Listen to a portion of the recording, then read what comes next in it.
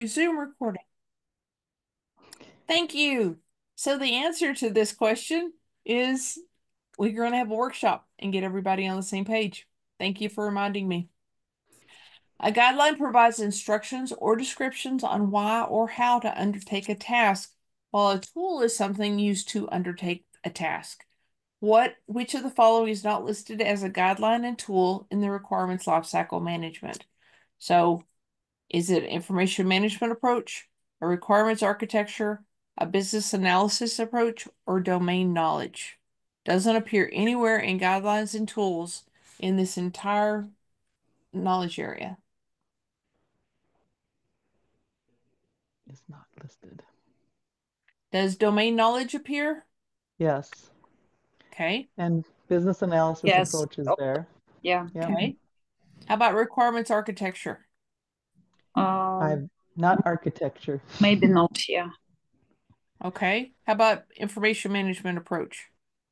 Yes. It's there. So Can we be. think this is the answer. Okay.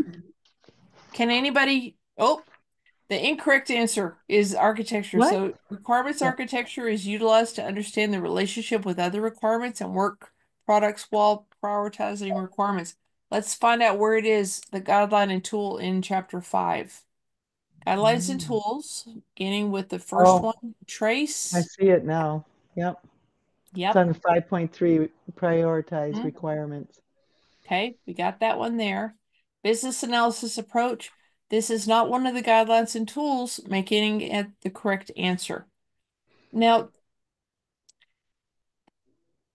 that makes me want to say Bob's favorite word. That's just wonky, or something similar. So, the business analysis approach, we use it going all the way through the project, right? But Yeah. what it's saying is the BABOK is not citing it as one of the guidelines and tools for any of these tasks, even though it's kind of the foundation of what we're going to be doing throughout the project. But you know what? Getting things wrong is one way to remember it, and you'll never get it wrong again, right? So business analysis approach is not in requirements lifecycle management as a guideline and tool. Geisen works in an IT shop in Toronto. He uses requirements maintained when developing regression tests and conducting impact analysis for an enhancement. What type of stakeholder is Geisen? So he uses requirements maintained by conducting regression tests and conducting impact analysis for an enhancement. So is he an implementation subject matter expert, a tester, domain subject matter expert, or operational support? What do y'all think the right answer is? Maybe tester. Tester. If he's developing regression tests. Who develops regression tests? Per the BABOK, I know it seems like the tester does, and in the real world the tester does, but per the BABOK, the implementation SME utilizes maintained requirements when developing regression tests and conducting the impact analysis for enhancements. Not what I experience in the real world, but in the company of the BABOK, we're taking this test. That's the answer. The impact implementation SME creates a regression test, and he conducts impact analysis for enhancements. That's important. Prioritization is a critical exercise that ensures sorry guys, I'm starting over. Prioritization is a critical exercise that seeks to ensure the maximum value is achieved from a change. As a business analyst, you might engage the following stakeholders to verify that the prioritized requirements will deliver value from a customer or end user perspective. Which stakeholder are you least likely to engage? So we're in the prioritization task, correct? Prioritize requirements, 5.3. Stakeholders least likely to engage is the sponsor, implementation subject matter expert, customer, or end user.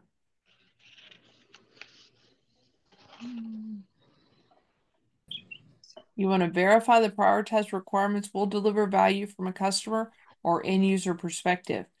Tells me we're going to be talking to the customer and end user, right? B. I think it's B. Sponsor. So you think implementation subject matter expert is the answer? Yeah. Okay, let's test it. They provide input relating to a technical perspective and can negotiate to have a prioritization changed based upon technical constraints, but they do not do this. To verify the prioritized requirements will deliver value from their perspective. Very good. The reason the sponsor is not the correct answer, can y'all tell me? I mean, this kind of talks about end user and customer. If choosing between these two, sponsor might have more information about a value to end user compared to implementation subject matter expert. So that's my thoughts about that. I agree with you. The sponsor does have some impact on prioritizing requirements, but their job is to be sure that the project's going to deliver the value. And so that's part why they would be more likely to be involved than the implementation subject matter expert. Yeah. Very good. What is one of the outputs of trace requirements? So we know what task we're in. Is it requirements, constraints traced, needs traced, or designs traced? What can we eliminate? Constraints traced, maybe. We can eliminate constraints traced because that's not a thing in the BABOK. Eliminate C as well. Needs traced. Needs are never traced. So Yeah. it's This is D. needs, but they're Correct answer is D because it's clarification because it's traced. very good. Yeah. This is one of the outputs of trace requirements in 5.1. Very good. Welcome, Stephen. Hi. Hi. Okay. Approval of requirements in your organization that is dispersed internationally is done formally with each stakeholder who has authority. Let me read that again. Approval of requirements in your organization that is dispersed internationally. Your organization is dispersed internationally. The approval of requirements is done formally with each stakeholder who has authority. What methods may be used for requirements approval? So we know we're in approve requirements task, right? Is it formal verbal approval is permissible because of the international nature of the organization? The approval method stated in the governance approach. Written approval is required to ensure compliance with SSIT regulations, or face-to-face sign-off with the business analyst and the project manager is the most formal. So Can we eliminate any? Yes, D, eliminate, because face-to-face, if they are dispersed internationally, not an option. That would be hard, unless you want to send me on a road trip, boss. Okay. What else can we eliminate? C. C. SSAT. Yeah, we can eliminate C. I don't remember SSIT regulations being mentioned in the BABOK. Formal verbal approval, I'm not sure. If it's formal verbal, so I would eliminate A2, so keep in B. Right. Approval method stated. Yep. Yeah. I can just imagine somebody saying, "Oh, I'm giving you approval, just write it down." It's like, how formal is that? And do I trust everybody to be honest about stuff like this? The governance approach establishes how stakeholders want to approve. So in your governance document that you're creating, whenever you first talk about your project, how am I going to do this? It says, how will requirements be approved? How do I approve it? Do I need to approve it? Can we all sit in the same room, or is it something I need to document? And the level of regulatory constraints and legal constraints and contractual constraints you have on your project will dictate some of this. Right, Irina? Irina's going to do a presentation to us about working with a highly regulated industry because that's what she does and she's good at it. I'm looking forward to that. Oh, thank Traceability helps manage requirements and assists in risk, time change, and scope management. What else can it do? What else can traceability do? Can it detect implementation issues or identify missing functionality or identify missing stakeholders or identify code defects? What can we eliminate? C. It does not talk about stakeholders, does it? It will talk about this stakeholder is attached to this report. I'm sorry. This stakeholder is attached to this requirement and this stakeholder owns this requirement, but it's not going to talk about missing stakeholders. What else can we eliminate? D. Yep. And A, I would keep B, to be honest. Yeah. Okay. Yeah, B. Traceability also helps in detecting missing functionality. So you're going from your business need into the Stakeholder developed things that requirements. you're creating, into the testing things that you got to test to prove those development things are working. Then it goes into your implementation. Was all this implemented? Did it get signed off on in production? And then, because if you have a hole there, it's easy to see. Remember, it's like that spider web we talked about. Requirements that are identified, clearly named, defined, and stored for long-term use by the organization are considered to be, is it reusable, prioritized, approved, or traced? I will What say can we A. eliminate? A is the correct answer, right, Kasi? Yes, correct Yeah. answer. Yeah. Yeah. Reusable. Requirements can be reused when they describe common features or services that can be reused over time. Can somebody give me an example of a typical reusable requirement? I mean, just what could it be? Login, for example, to system. Yeah. Sign in. Yeah. Right. You got to log into 16 different applications. If we use the same method every time, we've got reusable requirements. We can translate through all of those different applications. And if you have a developer that knows how to work on it on one application, they can also work on it on the other applications, which makes it a whole lot easier instead of everybody being a cowboy and making their own methods. There are several situations in which requirements can be reused. Which of the following statements is accurate regarding requirements reuse? Requirements that are expressed in more detail and associated with a specific solution are less reusable. Requirements that are written in a general manner without direct ties to a particular tool or organizational structure tend to be less reusable. Specific references to applications or departments increase the reuse of requirements and designs across an organization, or requirements that are written in more detail and with references to specific solutions tend to be more reusable. What can we eliminate?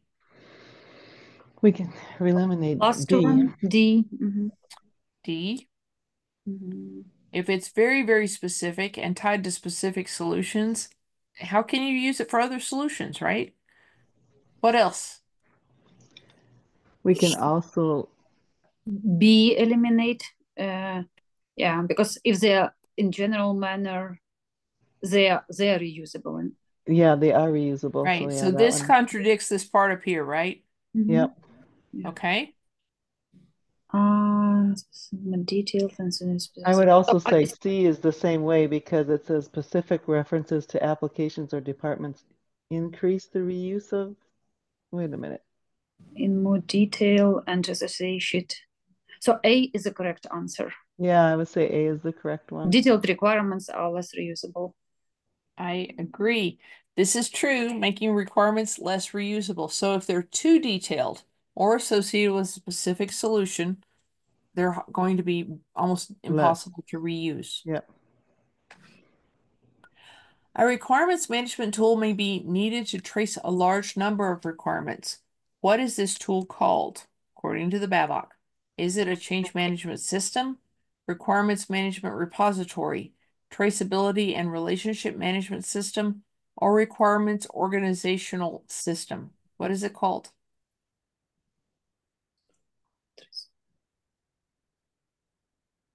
So I would eliminate D. I think requirements organizational system.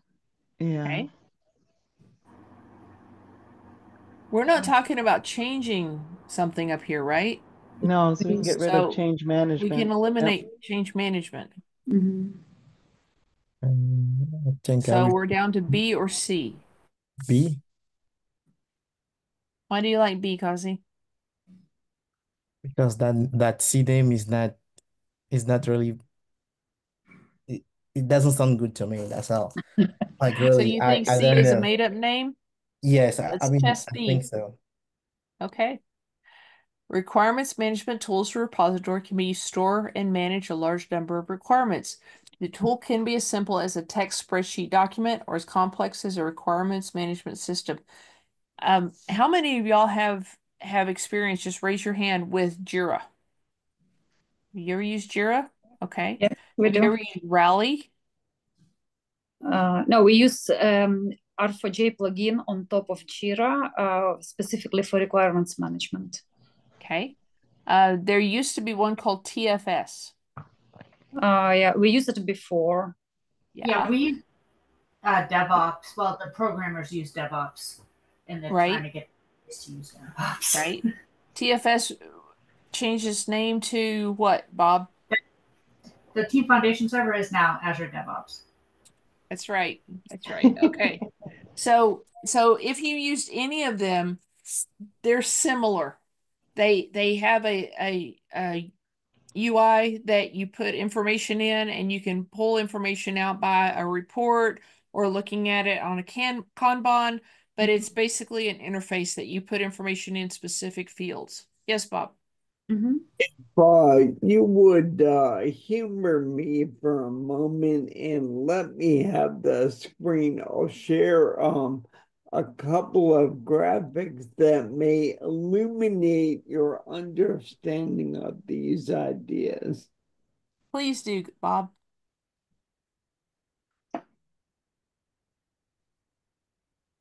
You have to unshare. Do I? I will unshare. Go for it.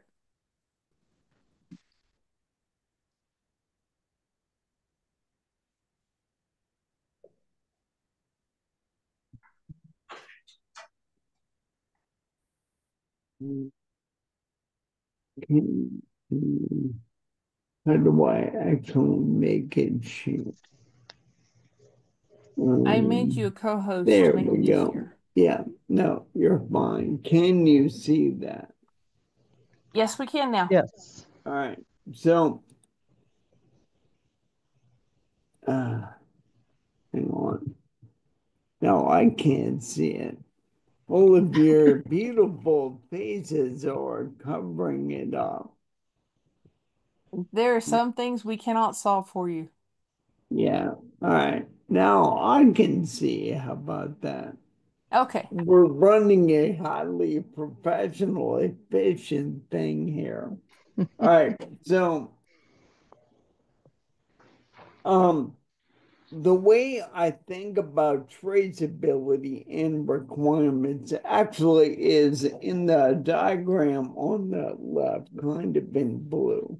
And I picture the phases of a project from the beginning, what I call the intended use, or the problem statement. And that's basically the business need. What problem are you trying to solve? And then the conceptual model is what's going on now, if there is, or what you need to put together. And then you have the requirements, then obviously you do a design that meets the requirements. Then you do the implementation and then test and acceptance. This is obviously notional just to show that this can be as big or small or complicated or crazy as you want. And the links go one to one, one to many, many to one, and so on. And the idea is that everything is linked. So you identify all your requirements. They all come in. I come out of simulation. So if you're building a simulation, you have to address everything that exists in the simulation that you're actually doing, or the system that you're simulating. And that's why that bridges across. And then you make sure that maps back to the intended use or the problem you're trying to solve.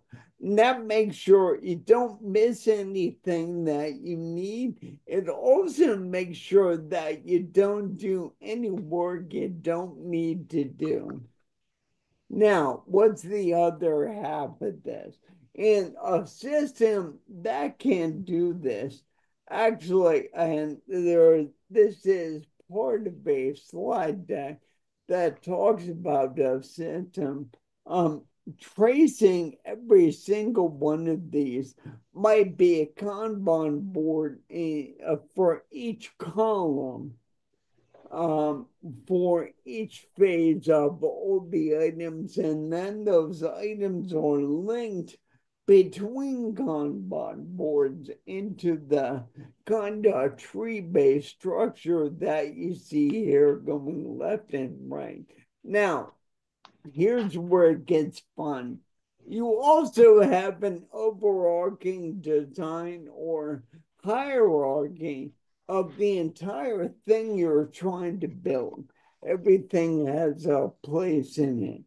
And you might draw a hierarchical diagram, kind of like this aircraft system on the right? Now, how do you map those together? That's where the next page comes in. So basically, and you can map it either in the design or in the requirements, but eventually you have to fold those two views of the project together, or the effort that you're going to. And that's why you do all this. So you have to be able to see something from two different sides, but it's really all the same thing. And a system that can do this is not necessarily very simple. That's why you have a lot of frustrations with tools like Rally and Jira because they're only kind of one-dimensional. And also, you can you can break down things from epics into features into tasks and tests on whatever, but every single phase has its own kind of Kanban board, which is really a single Rally or Jira or whatever tool kind of column where you assign to-do items, then you assign them to somebody and put them in work, then you forward them to whoever has to review. You do whatever approvals you have to do and then mark them as complete. And if they don't pass review, they go back and you iterate in a circle on those things. And then when they're done, they stay here in this representation and they link to whatever items they generate in the next thing. So that's everything you need to do. I thought that might be helpful, and I will and as a matter of fact, this is very similar to what the gentleman in the hour before this group talked about. So I really enjoyed his talk. Yep, And he did a fantastic job. Is everyone familiar with a Kanban board? Yes. Good. Yes. I've heard of it, but Okay. you could put Well, an let example in me the chat. let me just ask you to look at it for a second. So, your to-do column is going to be your backlog. That's everything that has to be done. And there you have the option of prioritizing your backlog, which is what you would want to do, especially if you're working with in Agile. Generally, it's the product owner's job to prioritize the backlog, but it's your job to be sure it gets done. If they don't step up to do it, lead it. The things that are at the top of the prioritization are up there in order, and it's the developer's job or whoever is doing the work to grab the things in order and pull them across. That way you be sure you get your highest value stuff done first. Then you set up your own columns to mean whatever you need them to mean. For instance, basically you structure them to be effective for you. To be able to leave a column to go to the next column, we call it a gate. You have to meet a certain quality. It is in this branch, or it's in development, or it's been painted. Whatever the thing is that says it can't leave this until it's at that gate. Once it's met the gate, it can go into the next one. There's a lot of variations on Kanban because they're designed to be very, very flexible and moldable to your group's needs. It's important that your group takes on ownership of the design of your Kanban. If somebody says, that column's not working, we're getting too much into it, or whatever, but you have that opportunity during your stand-ups and your retrospectives to talk about, is it working? Is it giving what we want? One other thing I want you to know about a Kanban board is this. Not only do you have columns going down, you can have rows going across to say front-end developer stuff is up here, back-end developer stuff is up here, DBA stuff is down here, so that you can organize it and see very, very visually and transparently what people are doing. Two more concepts. There's a thing called WIP, work in progress. You'll call it, it's WIP. It means as a front-end developer, if you give me more than 3 things at a time, I get paralyzed. It's like I don't know what to do. My WIP limit is 2. Give me 2 things. If one of them needs to be put on the back burner, that's fine. I can work on the other one. We can work through it.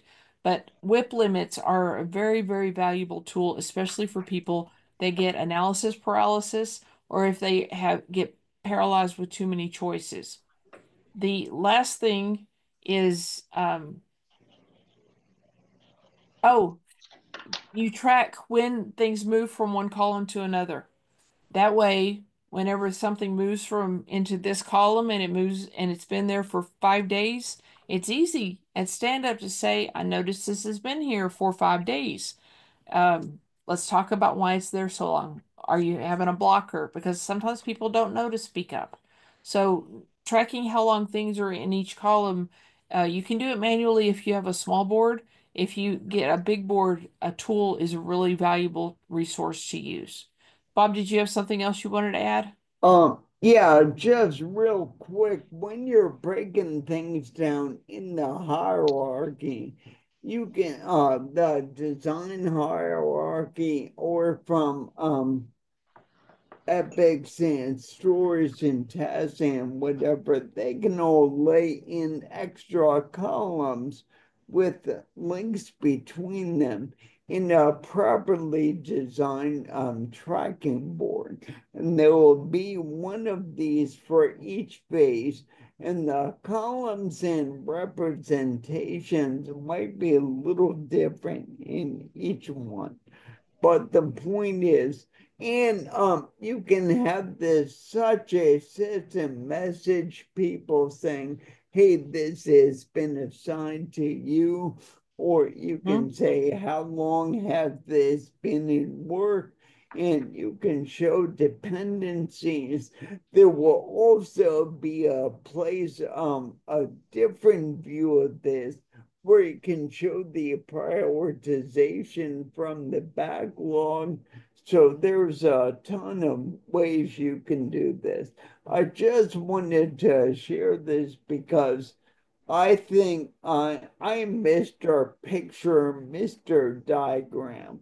I do diagrams, architecture, flowcharts, whatever, for everything. I believe a picture is worth 1,000 words, and it's a great way to get everybody on the same sheet of music. It almost doesn't matter what the picture is, as long as you all have a shared understanding of what's going on. And the more clear you make it, the easier it is for everybody to be able to point to something somewhere and go, okay, we're talking about that. It belongs there. It's related to this other stuff in such a way, and everybody gets it. Because a lot of times, if you just use the words, nobody has an idea. So whatever tools you can use to achieve shared understanding, the better off you're going to be. I agree with you. Okay, here we go again. Those of you who don't have experience with Jira or Azure DevOps or something, there are certificates you can go online and earn to be able to show your potential employers that you're serious about learning. But whenever you go into the interview and they say, "Do you know this?" Say, "I have a good foundation in it. I have some experience in using it and training. However, every company uses their tools uniquely. So I'm going to need to learn the way this company uses it anyway." And it gives you a whole lot more confidence rather than saying, "Well, I kind of know it." It's true. Every company uses theirs their own way. They have their Right. customized fields or their methods or their practices. So have that confidence. Yeah. Quick Okay, question moving there. on. Sorry. I mean, you don't have to do Yes, that. Kasi. You don't have to do that now, but if you can please share the name of those certificate, it would be appreciated. I will put it in the chat as we go. Oh, A BA must manage and maintain requirements and design information throughout the requirements lifecycle. When does the requirements lifecycle begin and end according to the BABOK? If y'all want to put in the names of those different tools, because y'all just go Google who makes them and the certificates will be there. So if y'all want to drop that in the chat, that'd be cool too. Does it Can begin you with the business? share again? I'm sorry? Are you Am I not sharing? sharing? Yeah, you are. I can see it. Yeah, Okay, me too. good. Okay, good. Okay, it begins with the business need and ends when the requirements have been implemented. It begins with the collection of solution requirements and ends when the solution is retired. It begins with the representation of the business need and ends when the solution is retired, or it begins when the project initiation and ends when the project is closed out. What can we eliminate? Correct is C, I think. So from the business need to the Need, solution yeah, being solution is retired. retired. Mhm. Okay, let's test it. The requirements lifecycle begins with the representation of the business need, continues through the development of a solution, and ends when a solution and the requirements that represent it are retired. Very good. Yep. Rainier is a BA in the Worcestershire Bank, an international financial conglomerate.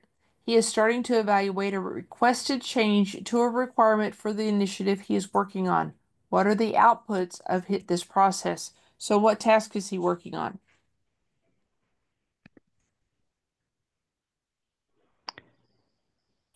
Assess changes, assess Yeah. requirements. Assessing Yeah. changes, assessing requirements? I think that's probably right. Assess requirement change. Okay. The output of that task then, is it requirements and designs? Requirements and designs change assessments, verified requirements and designs, or assessed requirements and designs?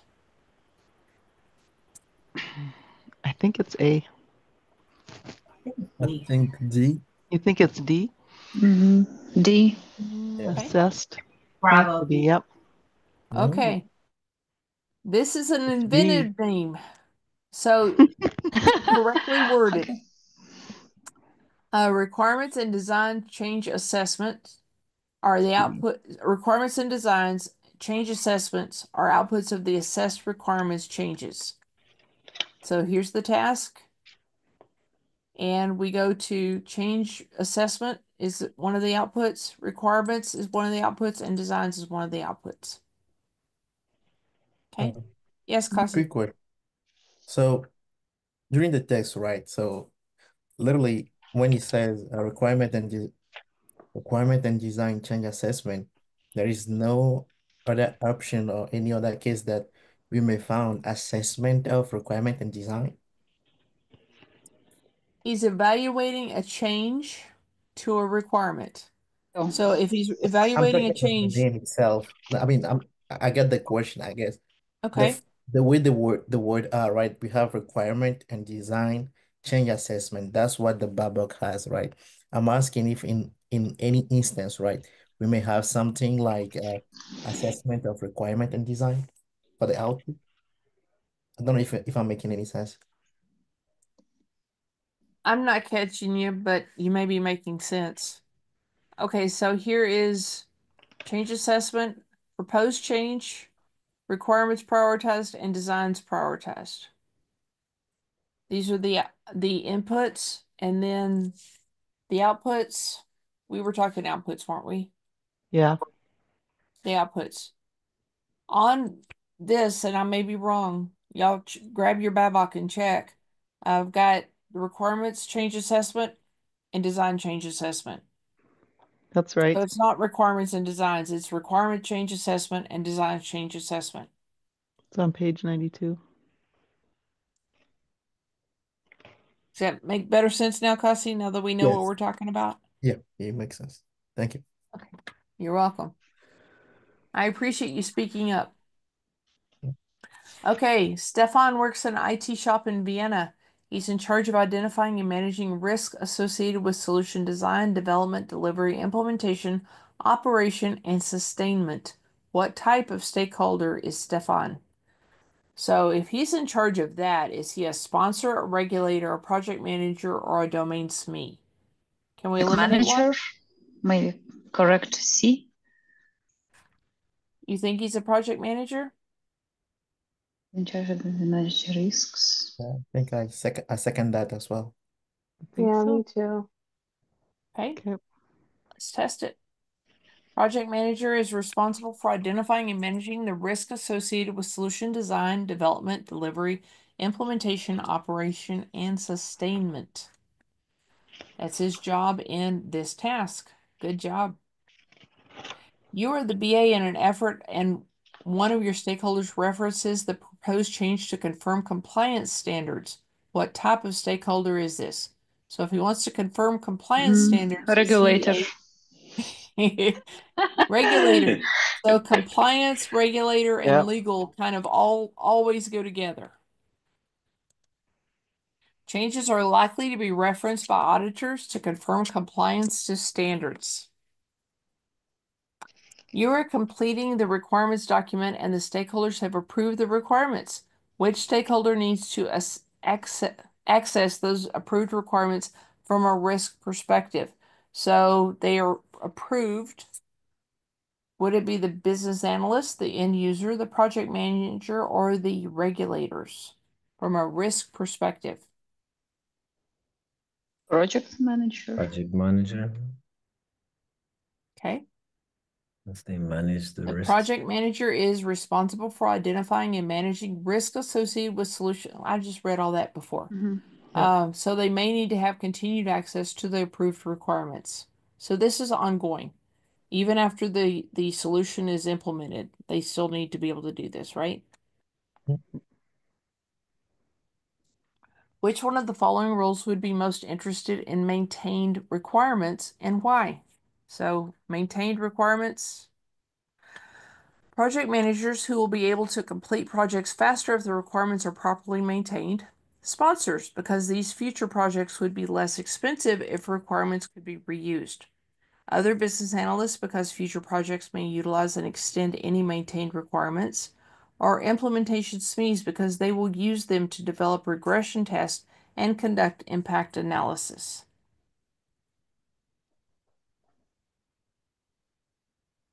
Who's interested in maintained requirements, guys?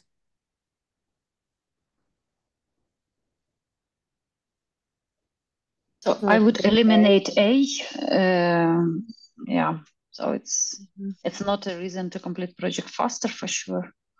No. Okay. A business B analyst might use it for be- future projects. Yeah. Yeah. Okay. Do we think this is the answer? Because Okay. I got several D, nods. D. Okay, let's talk. repression. Implementation SMEs. Yes. I think Obtained requirements. Let's test it and see what we get. Mhm. The Oh, BABOK it is. says this is something the implementation SME would do.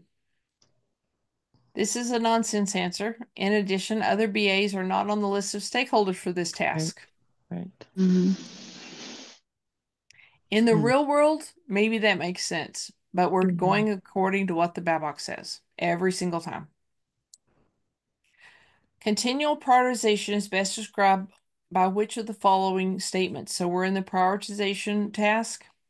Stakeholders may also have difficulty characterizing any requirement as a low priority, and this may impact their ability to make necessary trade-offs. Initially, prioritization is done at a higher level of abstraction. As the requirements are further refined, prioritization is done at a more granular level and will incorporate additional bases for prioritization as they become appropriate. The chance that the requirement cannot deliver the potential value or cannot be met at all. This may include many factors such as the difficulty of implementing the requirement or the chance that stakeholders will not accept the solution component. Requirements are prioritized and agreed upon by relevant stakeholders as defined by the business analysis planning and monitoring knowledge area. Best described. Which one is the description of this situation? I think I would say B for boy. Why do you like B for boy, Kasi? Because it describes more of a sense of continuity for me. Okay. Any other opinions? He's probably right, but I like D. Why do you like D more? I like D as well because D. it's relevant stakeholders as defined in business analysis planning and monitoring. Okay. Continual prioritization. Does that change anything?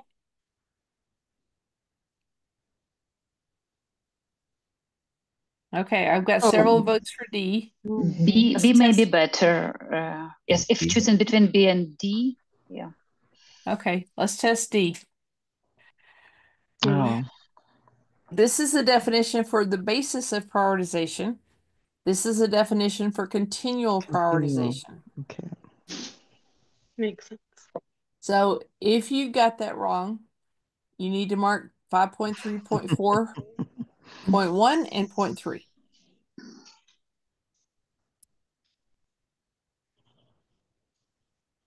Okay. During the assess requirements changes task, impact analysis is performed to assess or evaluate the effect of a change. Depending on the impact analysis and resolution, various stakeholders may be authorized to do the following to the proposed change, which is not one of them. Should they alter the proposed change, approve the proposed change, deny the proposed change, or defer the proposed change? Which one is not really on our list at all?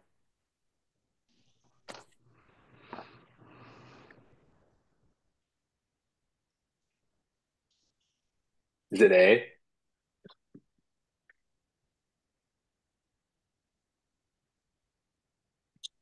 Did you say A?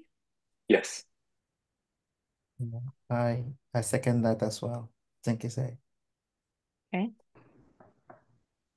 The BABOK does not state that altering the proposed change is an option. We can approve them, we can deny them, or we can defer them. It's like we're gonna take care of that later. We can't make that decision right now.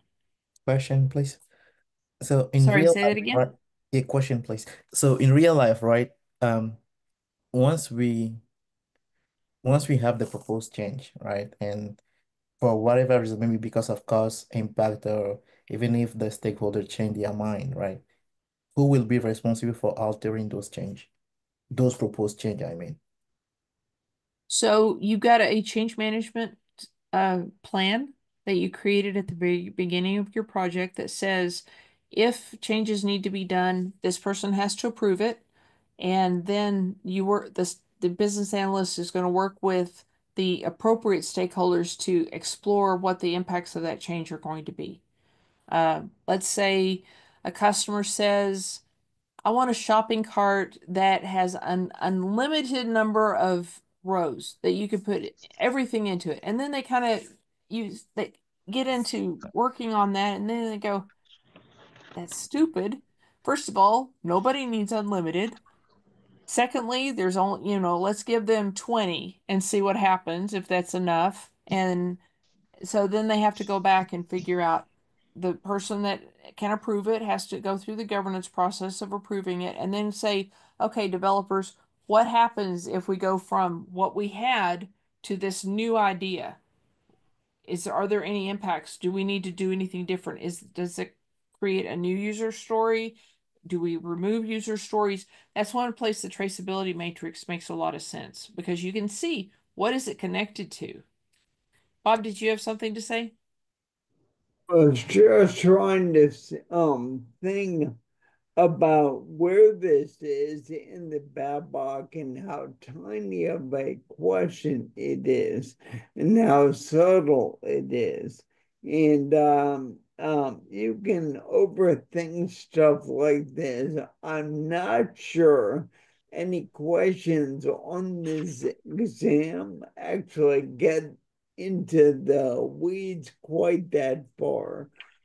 You're going to end up with some occasional questions, or you just have to guess. And the more you know the material, the better off you'll be. But memorizing every single paragraph, you just aren't gonna get 100%. So this particular thing is buried in dull text, not highlighting in one small chapter, and who would ever remember this? It's totally right, totally fair, but give yourself a break. Yep. Thank Do you you. have a question, please, before you move on? Just go back to that previous Yes, question. ma'am. Thank you. So my question is, well, one, does the business analyst, well, I think this might have been answered before, but does the business analyst only perform their function as part of a project? Because a lot of the questions are directed to, we're gathering requirements because of XYZ project. We're making a change due to XYZ project. So it sounds to me as though the business analyst's function is activated, and I use the word activated because I don't have another word, as part of a project. Because now as I'm thinking through, reading various stakeholders, I'm wondering who is considered the various stakeholders. Is that the change committee? Is that the team, everyone a part of the project? And then I started thinking, okay, well, if the various stakeholders may be authorized to do the following to the proposed change, then deny the change, it sort of conflicts with, okay, so they can't alter it, but they can deny it. So I've asked three different things in one breath. Okay.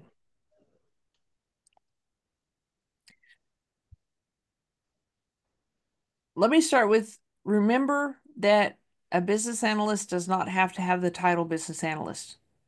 Okay. I mean, you can be doing business analysis work and be the project manager.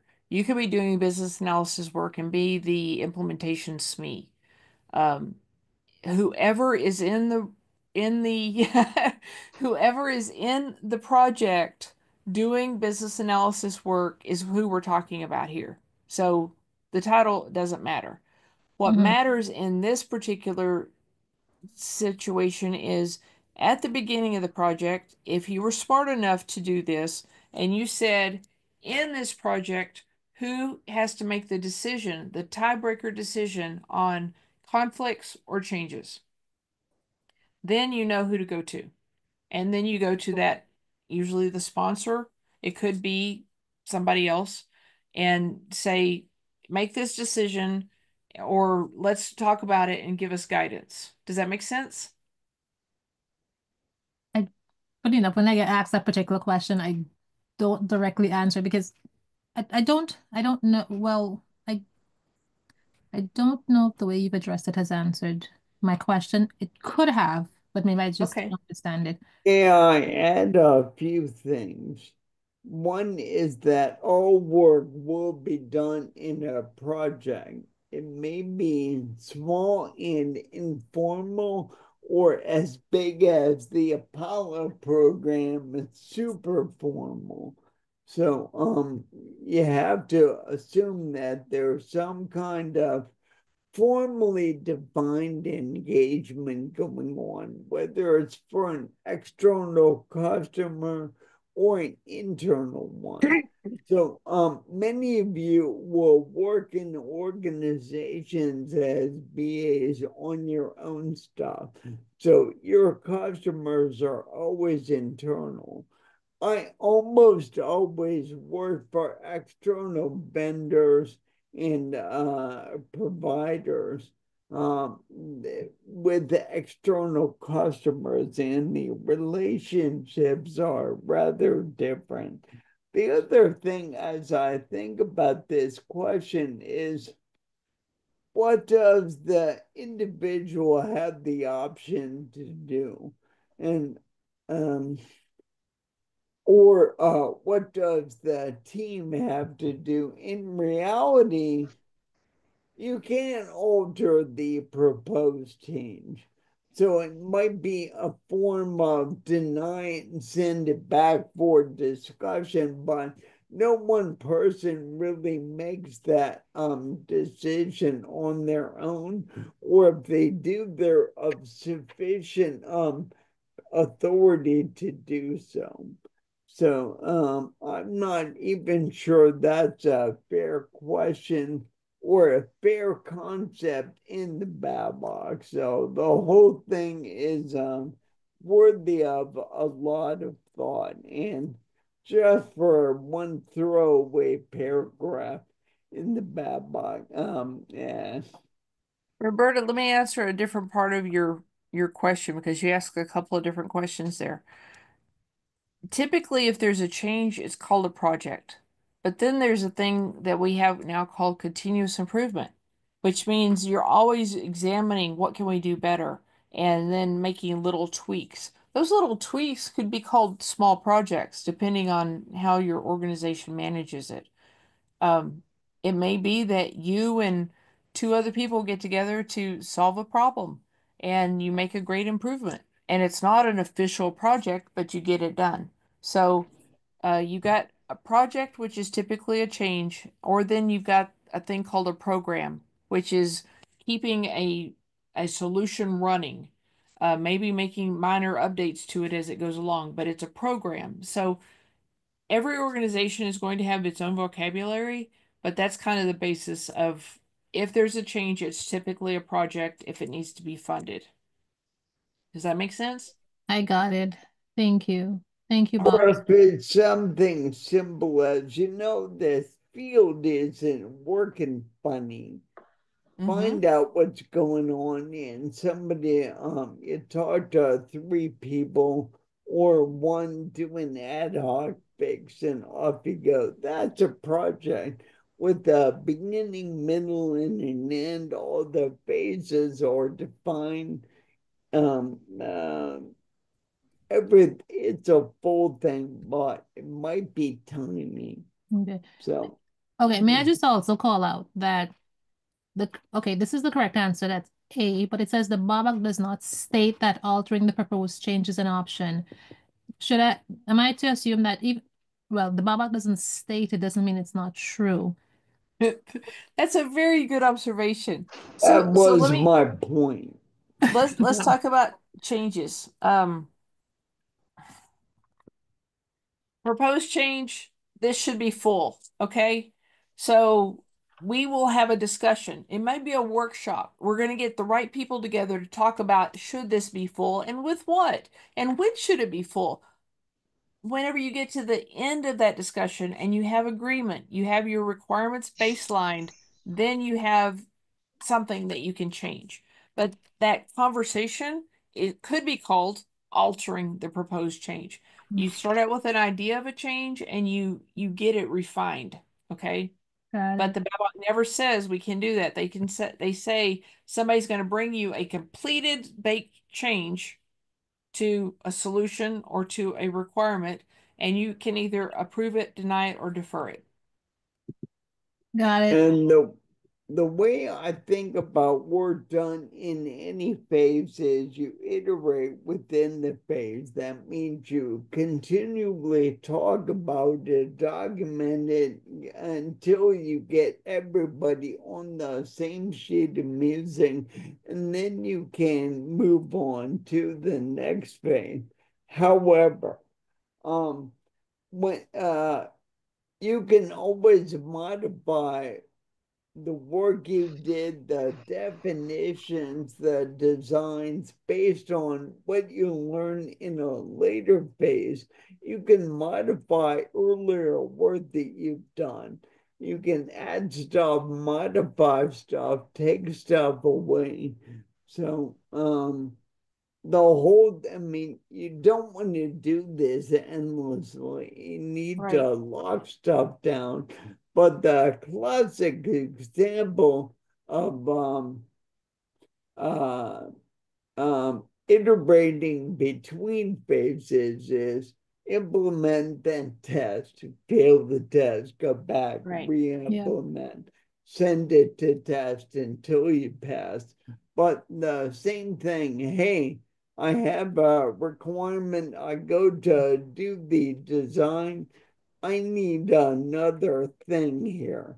Well, let's add a requirement to that or modify it, and then we'll have all the pieces we need. It really goes the whole over the entire span of the effort. Yeah, it also sounds to me as though, and I know, Thea, I'm going to let you continue with this question in just a bit. Sorry. Thanks, Bob. It also sounds to me as though within the requirements gathering phase, it sounds like the business analyst or whomever is performing the role of a business analyst still has to be aware of scope creep. Hence, the question was asked just to make sure we stay within the requirements gathering. Okay, we've already agreed on XYZ requirements. If a stakeholder happens to say, let me incorporate a small change because I think it'll enhance the product, then this is where it may go. This is where I believe the question is ending with what can the stakeholders or what are the stakeholders not authorized to do? And I can understand from that sense that they cannot alter the change. I think that's what it is, because you have to stay within that. You're avoiding scope creep. Hence, I asked my original question. Okay, let me clarify. There's a difference between the change. We're talking about a change to a solution within a scope or altering the scope itself. Let me think about how to say this. Here's an example. We are decommissioning a mainframe. The mainframe has been used for decades. It has a lot of stuff on it, put on there by a lot of people. We don't even know everything that's on it, but we do know that there are regulatory reports that are run off the mainframe data. You know, things that are loaded in there. We have these reports that are created on the mainframe. We have to identify what those reports are and replace them using a different application, Cognos or something else, because we got to get them off the mainframe. Now, our job is to exactly replace the reports that are currently being generated off the mainframe. Well, the customer, our business partner, said, whenever we get these reports off the mainframe, we've got to go through 14 additional steps to get them into the format we have to get them into to be able to submit them to that particular regulatory agency. Well, you know, I'm a helpful person.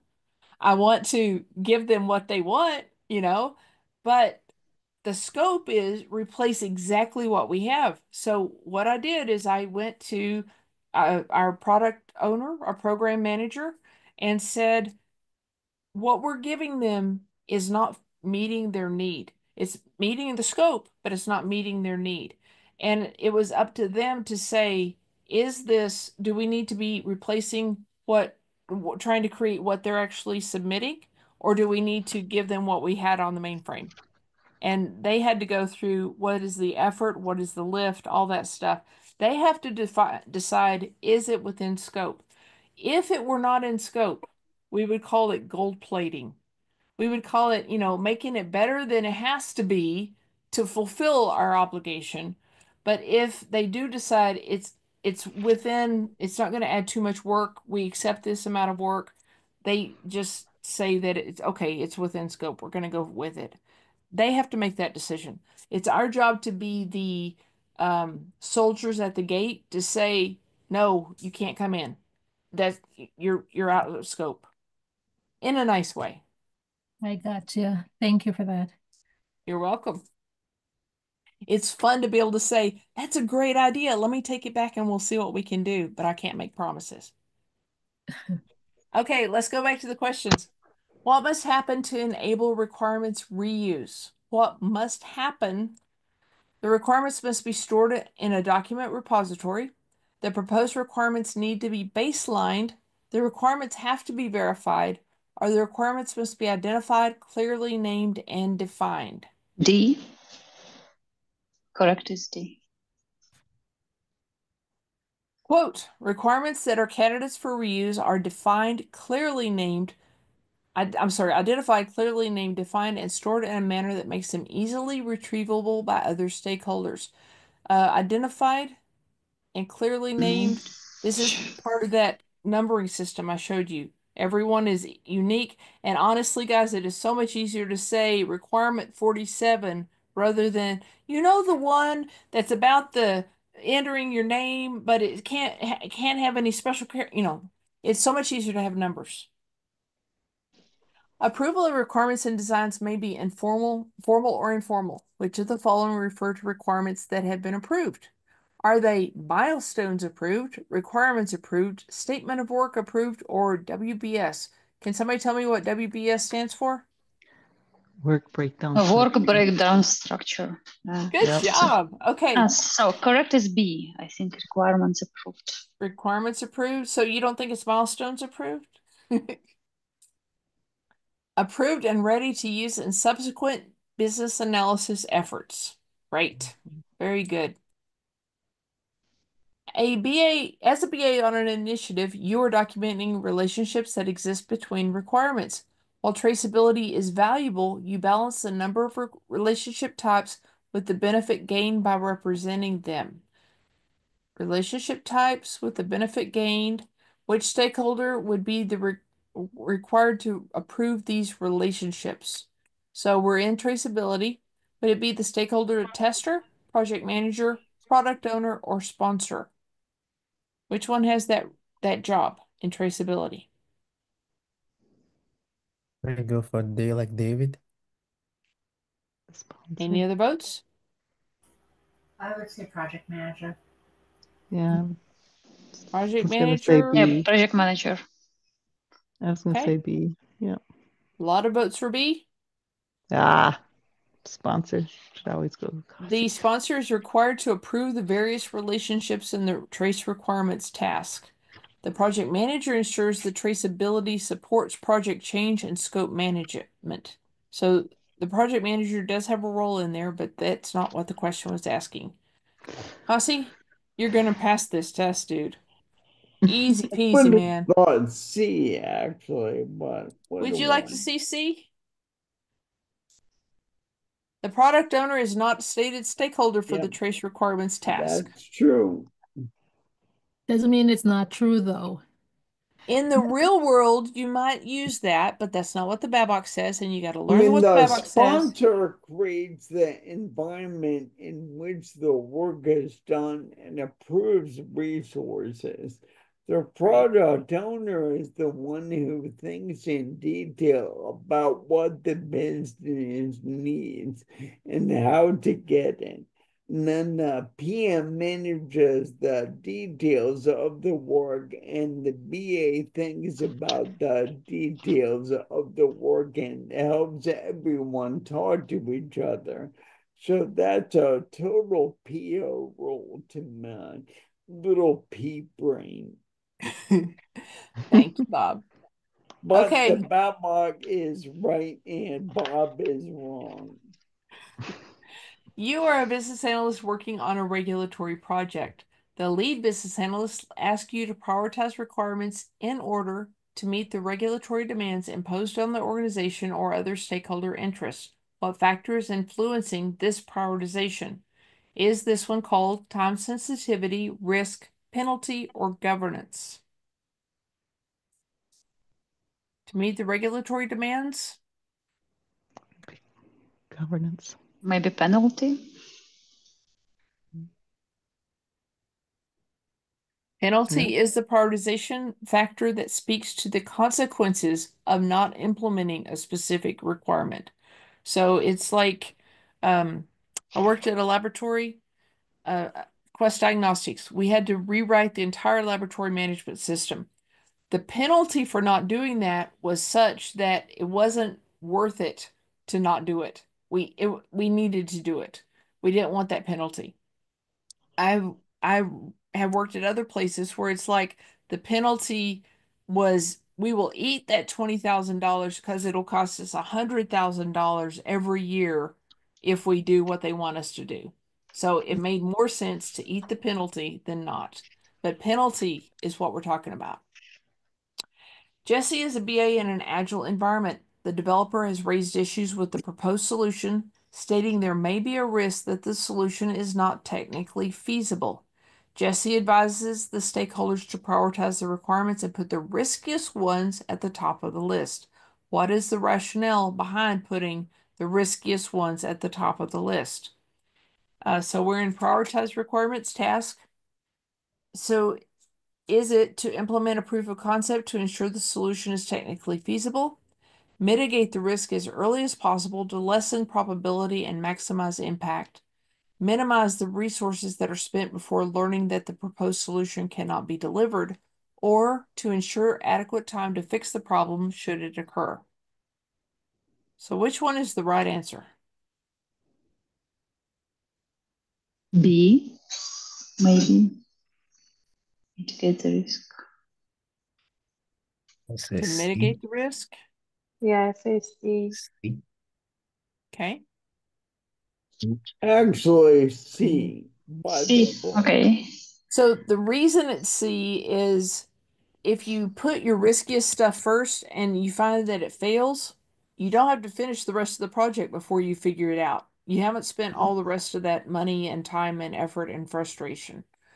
Doing it early, we're not trying to mitigate the risk, but we're trying to minimize our investment in case it's going to fail. Oh, okay. A key here is they've raised an issue stating there may be a risk that it's not technically feasible. Until we do that experiment with a proof of concept, we don't know. The interesting thing about those last two questions is they exercised different elements in the same subsection. So that prioritization thing on page 88 is interesting.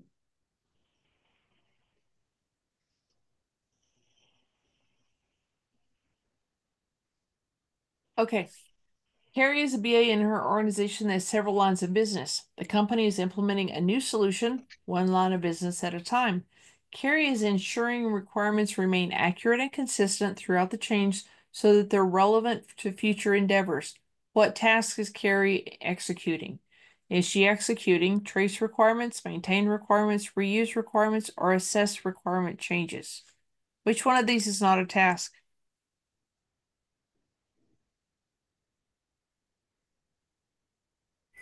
Reuse. Reuse requirements. Yeah. So which task is she executing? Maintain. So that's a change. Is it maintain? I'll go with B. Yeah, not trace for sure. It's not trace. Not trace, not reuse. What's the requirements to remain accurate and consistent throughout the change so they're relevant to future endeavors? Is reuse in maintain requirements? Maintain, yeah. Could be. That's what we're talking about. We're talking about making them where they're reusable. The purpose of maintaining requirements is to retain requirements accuracy and consistency throughout and beyond the change during the entire requirements life cycle and to support reuse of requirements and other solutions. Okay, one more.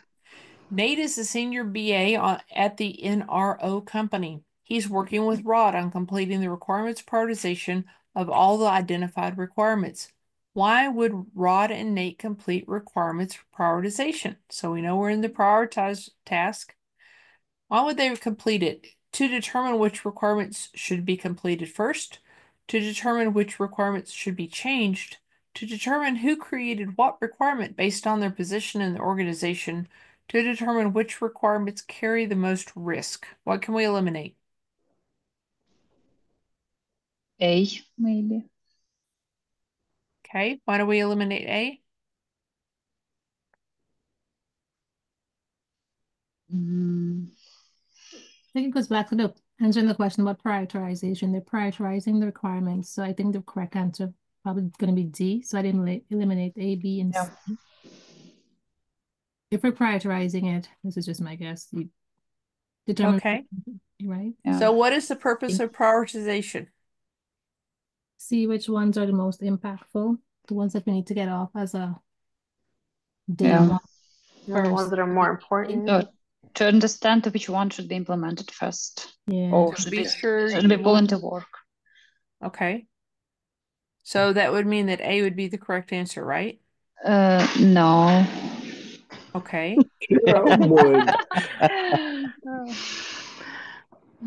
So implement doesn't necessarily mean final implement, like the question we just had.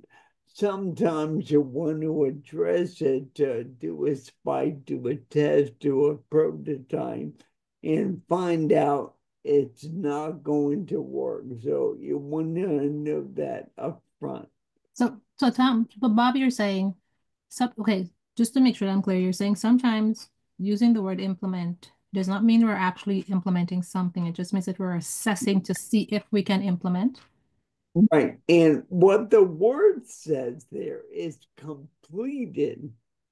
Completed may be, hey, we tried it, we failed, we're gonna do something different.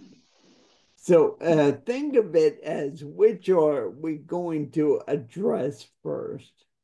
Okay, so he's working with Rod on completing the requirements prioritization. So as I'm reading it is, if they're working together, they're about to complete prioritizing as to say which one comes first.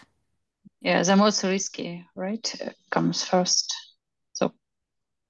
And I'm not even sure I'm right, but I think I am. If the answer is A, I'm going to want to question the entire IBA because I am just about losing my mind.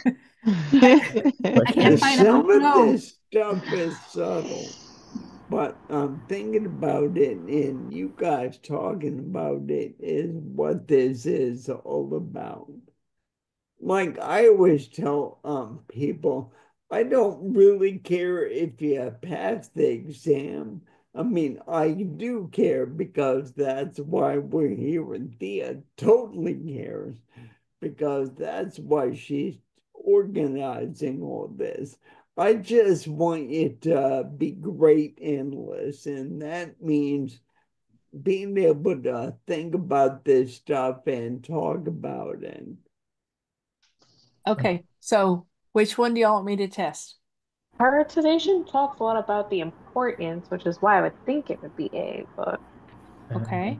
I don't think it's the risk one, only because some projects have a low level of risk. So even the highest, riskiest one may not be at the top because it might not be make or break for the project. Right. It can be prioritized high because it has high value. But it's not why we're prioritizing to assess to see which one is the most impact. And even if it's the question previously, we talked about if you put the risk at the top, that might be the first one you might want to mitigate first. Now I understand why you're talking about risk. So the last question was saying if it's probably not feasible, if it's probably not going to be successful, you put the high risk early in the project so you can determine if the project is even worth going for, instead of Yeah. holding it till the very end and having worked 6 months and then go, this wasn't going to work anyway. So that's what that was talking about. This is a different situation. We don't have a high risk situation here. So what is the purpose of completing requirements prioritization? I'll vote for A. Yeah, I Okay, would vote for A. we're going to test A. Mhm. This is the justification for completing the prioritized task. Okay. But you know what? The conversation we had made us all understand it better, right? Sure. I Okay. mean, okay. Yes, Cassie. No, you can go ahead. Sorry, I didn't mean to cut you. No, you're fine. You're fine, Kasi, because I this the reasoning. I want to disagree.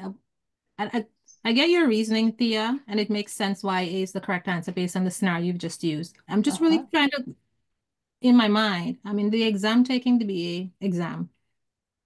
And based on my reasoning just now, I would literally select D based on, okay, so we're prioritizing to see which one is the most impactful, which one of the risks we need to get rid of first, which ones we need to take care of first. So I definitely would not have chosen A. I'm not arguing to say, okay, my answer is correct or versus incorrect. I'm just really trying to find a good flow of how the business analyst questions are structured. And I can't get a good handle on how the questions are structured because some of them, I just don't agree with the responses, but then it's what the BABOK says. And That's that's right. Let me add something that may clarify, but Cozy, please say your piece first. Oh, no, my question was more about ranking versus risk, because when I was reading this chapter, those two words kind of confused me a little bit and kind of speak to this question. So I wanted to ask if you can please speak to that, the term of ranking versus risk in term of. That's exactly what I was going to do. You're read my good mind. question. So the idea of prioritization is to rank the order you're going to address things. And there are a lot of considerations. Let's say there's risk could be one. If a risk is gonna break the whole thing, that's why you would put that up top. But if you're doing something for the 10th time, and you kind of know how it's going to go. You start with the minimum viable product and you'll implement the stuff you need to get something working first, and then you'll add other things that depend on the first things. So all those criteria on page 88 is or ways to prioritize the order in which you address things, but no one, they all contribute, but no one is the answer. Risk is one answer. It may be the most important in some situations, but not all. So every situation may be different. Does that make it more clear? So in your organization, you're going to be considering every requirement's relationship to each other based on at least one of these factors, maybe a combination, and it may be your organization is extremely risk adverse, and so you're going to be looking at risk more than anything else, or they're going to be working on to meet a regulation, so they're going to be working on penalties based upon how your organization thinks is going to determine how the mix that you put in here. Uh, so I'm gonna give you a term. I'm sure you all know it. A weighted value. So you can say it's 10% is going to be regulatory policy compliance, and 50% is going to be time sensitivity, something like that. Just it's going to end up being 100%. But you're going to look at all of those and decide how are we going to determine how to prioritize. And you can make your plan at the very beginning of the project, but you're going to need to adjust it as you go because you're going to get new information. You may go into it thinking, "Oh, sure, this is going to be easy," and then find out you got a high risk issue. And so you're going to have to recalibrate. But that's okay because you can do it. Knowing these categories is going to help you be informed about it. Does that make sense? Yeah, Okay. I'm really looking for what's a so the BABOK is a global this is a global exam. I'm looking for a trending pattern that most business analysts tend to follow, and based on how we're answering the questions, the answer is correct or not based on the scenario that you're in. And you have But to think about a general way to think about prioritization is which ones do you address first? And the question is why you might address something first Okay. or earlier.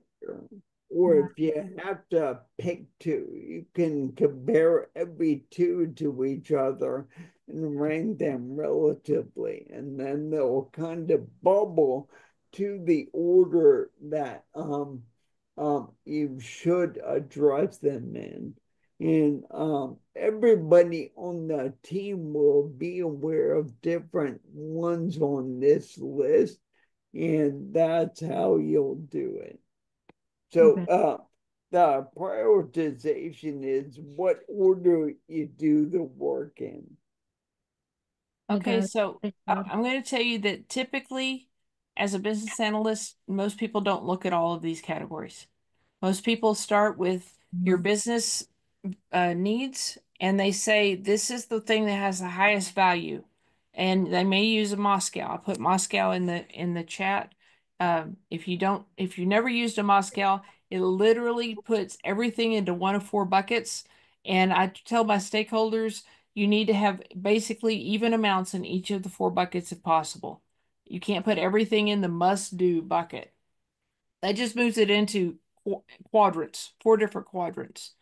And then you say, okay, now we know what the business wants and what the business thinks is most valuable. Then you move over into your technical and you talk to your developers, and the developers say, I know you say that's number one and this is number six, but we need to implement them together because that's the way we need to implement them. Technically, the prioritization is different than it is for It's the a business. dependency. Got it. Exactly. Exactly. Or we need to do something that's not even on your list before we can do something that is on your list. So you've got your technical adjustment there. But the whole goal is you get the information the best you can get it right now, then you take the next step and then you reevaluate everything, and then you take the next step and reevaluate everything, all the while keeping everybody at least in the core team, fully informed, help them feel like they're not being surprised, they're not being blindsided, and be sure that you're working within their goals and taking care of their fears and everything like that. It is a juggling act. This is one of the hardest jobs in the world. But if we do it right, people are glad to come to work. They're glad to work with you on the team. They're glad to be on your team. And it works wonderfully. We make people's lives better. We make projects better. We make companies better. So, does that make sense? Yeah, it does. Yes. Thank you. Yes. Did you still have more room for one question? I know it's I 9:30. have room. If Okay. y'all will stay, I will stay. Okay, I think it's a simple one. But so based on what you just said, right? We finished that meeting, we have our priorities set and all that. But I read somewhere in the Babok, he said that the stakeholder can change the priority list based on cost, benefit. So if that happened after that meeting, um, what should be the next step for a BA? Have another meeting. Okay. So, Yeah, so it's here I'll put it in perspective. Worked for Bausch and Lomb Sports Optics. We were making binoculars and telescopes for all kinds of different people. We hit a situation where we could no longer get the kind of glass that we needed at the cost point. So that was going to impact the cost of all of our products. So we had to change our minds about how many units are we going to make, how are we going to advertise, all kinds of stuff, because the focus of the organization was to maintain reliability and trust with our users and provide high quality. They had these goals, but now they have this new problem. So we had another meeting. That's all it takes, and being transparent. You don't go in and, I mean, there are bosses that will do this. We're going to do something different, and I'm not going to explain myself to you guys.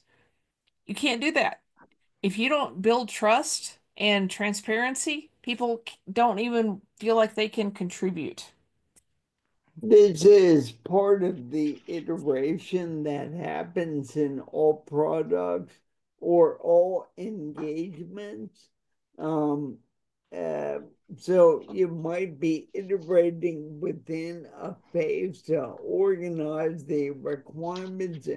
Implicitly, you will talk about all these things. It's really good that the BABOK has them called out explicitly. So that's good to be aware of. But usually the product owner is the final word on this. That's the person that is charged formally, if there is a product owner, with working with all the other stakeholders to get their inputs to juggle these items. And these are the concerns that they'll bring up. Thank you. Okay. Any other questions? I just I have know it's one late. Yes, go ahead, about, Michelle. sorry, the watermark book. Is there a certain way, because I just got mine, is there a certain way that you suggest, you probably mentioned this in the beginning, how we should go through it with when studying, or just use it as part of the study? I would always suggest that you use it in conjunction with the BABOK. Um, Okay. there is nowhere I found that you should use one instead of the other, except the BABOK's techniques far outweigh the value for the test. The watermark book is cliff notes for the techniques. Yes, Bob? I actually did Ah, 99% of my study using this book, which okay. Adaptive US used to give away when you took their study course. I never read the BABOK. The only reason I know the BABOK now is because Thea has inspired me to be prepared to help you guys. So I sometimes wonder how I passed that darn test. He has said But that statement it so many has times. all the same information in the BABOK, and mostly I remember the flow charts that are in section 3 through 8 or chapters. So that's how I did it. There are a lot of ways to skin the cat. So I'm not a young guy, so I've been around for a while and had the chance to think about things for a long time. I have a lot of raw material to relate things to. So fortunately, it did not lead me astray. Okay, so you can't get the book he was just talking about because they don't give it out anymore. So we're talking about the watermark and the BABOK. Yeah. So if you're going to just grab the watermark from where we are now for chapter 5 and read Okay. it with chapter 5, look at one, read through it, and then look at the other. And I suggest you do one task at a time, you know. Um, Mhm. Chapter 6, 7, and 8, I needed you to have the watermark for those because some of those I couldn't wrap my head around what was in the Babok until I read the watermark, and it was like, oh, that's what they're talking about. And then I could understand what the Babok said. So I can that's tell great. you, chapter 8, I didn't understand until like 6 months ago. Literally. I mean, I kind of got it. I think the Babok is actually kind of confusing.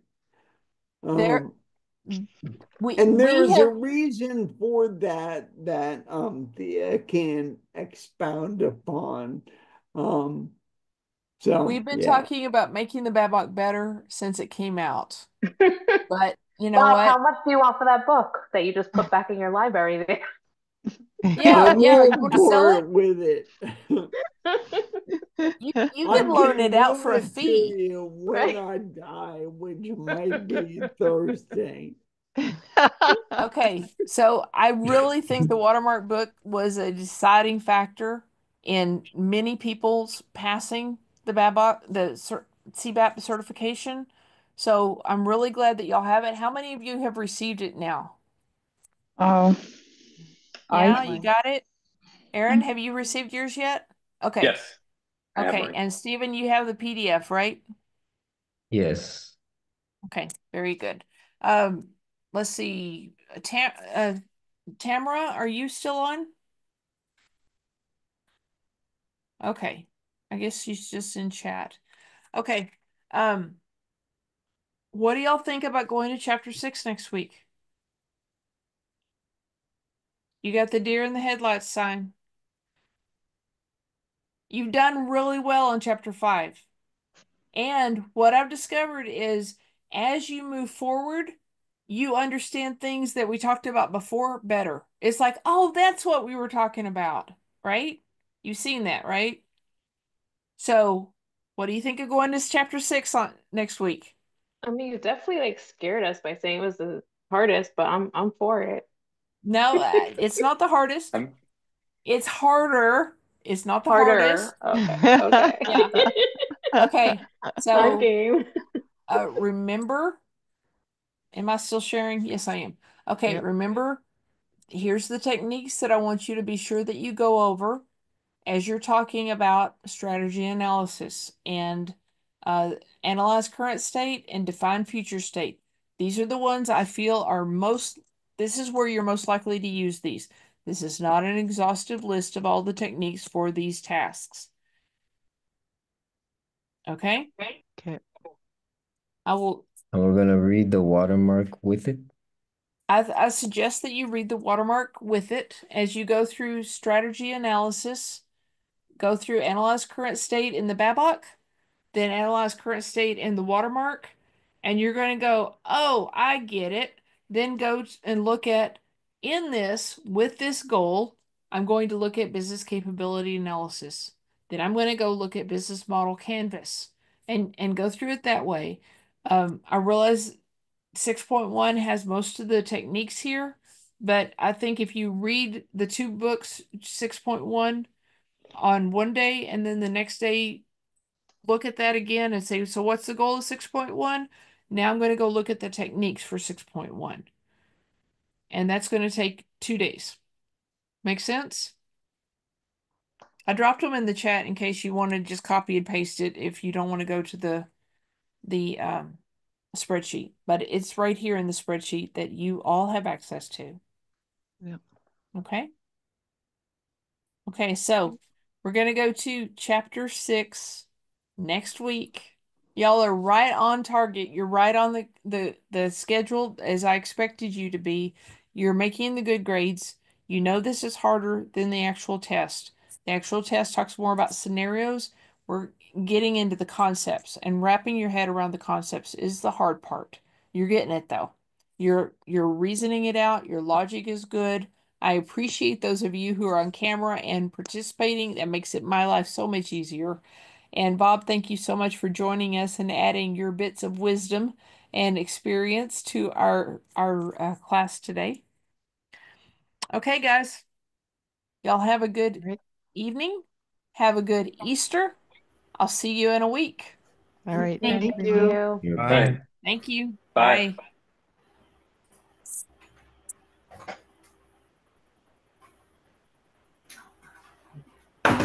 Let's do this.